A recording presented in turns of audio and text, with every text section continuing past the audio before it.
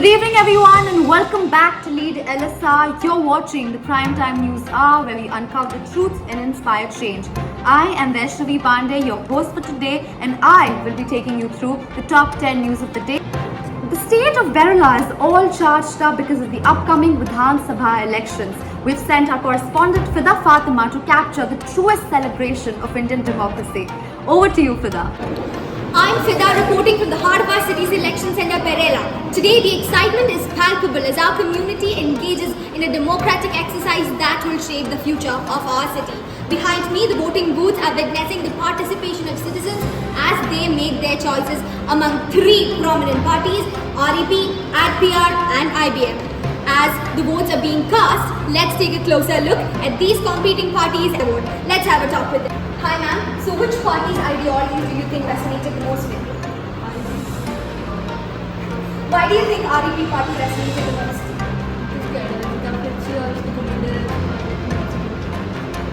So now we have other people who have... Hi ma'am, have you casted your votes? Yes. How do you think the democracy will act from today on? I think it's going to be better because we have new emerging leaders and parties, there are new parties emerging, and I think they're really doing things. For example, IBM, they have really very good leaders and they are very capable, and I think they can lead the nation in a very better way. So you believe that IBM's ideologies resonated the most with you. Would you give us an example of why that has happened? Maybe because they're very secular and also and I think that is one of the major things that they're doing, and I like it. As the election results unfold tomorrow, we will be right here diving deeper into the election implications, the political implications of our society. This is me, Fidaaa, reporting live from the election centre of Kerala with camera woman Mudita Megwal at the studio. The Ajit Pawar faction of the NCP, claiming to be the real party against the one led by its founder Sharad Pawar, sacked Unit President Jayant Patel on Monday, 3rd of July. The group named Lok Sabha MP Sunil Tatkare as the replacement. Ajit Pawar was named the leader of the legislature party. Praful Patel, who Sharad Pawar sacked and removed whose name from the membership register, called these changes structural changes. The TBI Bank branch situated in Lajpat Nagar of the South Delhi region was robbed in broad daylight. The thieves allegedly broke into the bank at 4 p.m. on 4th of July on Tuesday.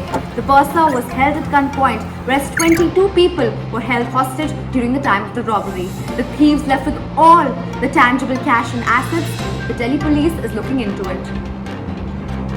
The Reserve Bank of India has notified 4 key measures to help strengthen the 1,514 urban cooperative banks. In order to expand their businesses, UCBs can now open new branches up to 10% of the branches in the previous financial year without prior approval of the Reserve Bank of India in the approved area of their corporation. Additionally, UCBs can also now do one-time settlements at par with commercial banks. With that, folks, we're in for a short break, but all of you stay tuned.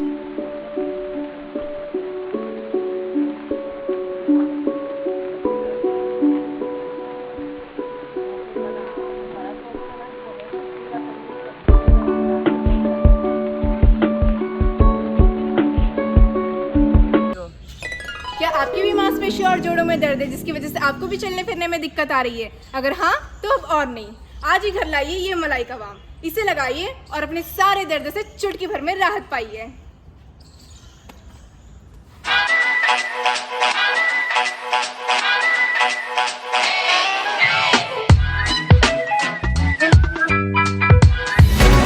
A 10-year-old boy named Kakku Kaushal was kidnapped in the front gates of the Bloombell Public School, Saket.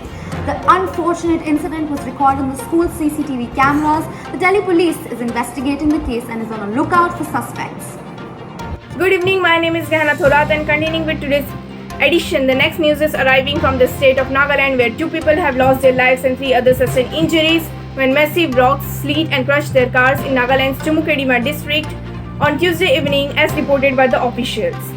The unfortunate incident occurred during intense rainfall on National Highway 29 near the old Chumukedima police checkpost around 5 p.m. Taking to his Twitter handle, Nagaland CM wrote, "Today, rock falls on the National Highway 29 at around 5 p.m. between Dimapur and Kohima caused serious damage including death to 2 people and serious injury to 3 others. This place has always been known as the Pakal Pahad, known for landslides and rock falls.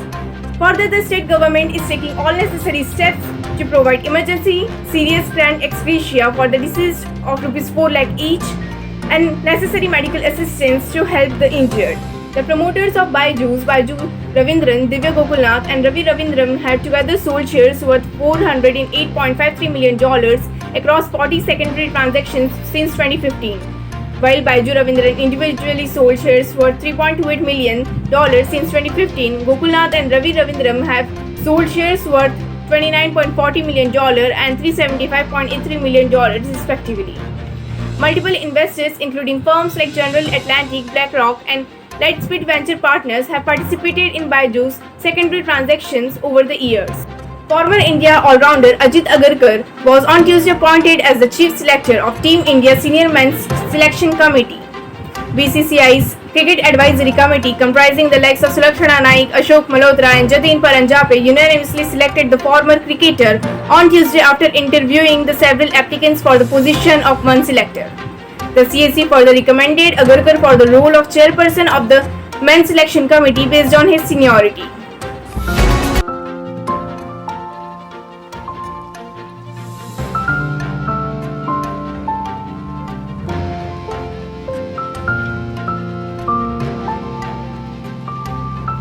Together, we can make it cleaner. So let's do it. Good evening, I'm Fidaaa. I'll be your host for tonight. An earthquake of magnitude 3.2 on the Richter scale struck Delhi on Monday, stated the National Center for Seismology. According to the National Center of Seismology, the epicenter for the earthquake was found to be South Delhi. Following the tremors, Delhi Fire Services received calls about the buildings and cracks appearing in the buildings from Vasant Kunj, Gurgaon and Dwarka areas. Fire service team rushed to these areas to take back the situation. However, authorities later confirmed that the buildings did not face much damage. Hello, I'm Mudita Meghwal reporting live from the heart of the city where a massive earthquake has just struck. The ground shook violently, buildings swayed and people ran for their lives. It was a terrifying experience that has left many injured and traumatized. Buildings have collapsed, roads have buckled and debris is scattered everywhere. Emergency services are working tirelessly to rescue those who have been affected by the disaster. Many people have lost their homes and are in urgent need of shelter, food and water. The government and relief organizations are doing everything they can to provide aid to those affected by the disaster. So, how are you guys feeling? We were sitting in our office when it happened and it was quite a cold. I haven't experienced anything like that. Whatever. So sure that we don't know what to do. And what about your homes? Are they safe or is the building safe? This is Mudita Meghwal reporting live from Central Delhi with camerawoman Gena Thorat.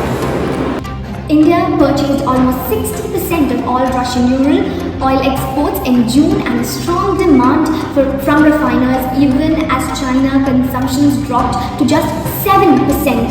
Reuters reported quoting trading services. Urals in Russia's main export grade from its European ports and represents about a half of total Russian oil exports. The company, subject to severe Western sanctions over its actions in Ukraine, also exports oil from its Pacific ports in Arctic ports and with a direct pipeline in China. Russia has nearly reeled on India, China, Turkey and Bulgaria for oil sales since its imposition on sanctions.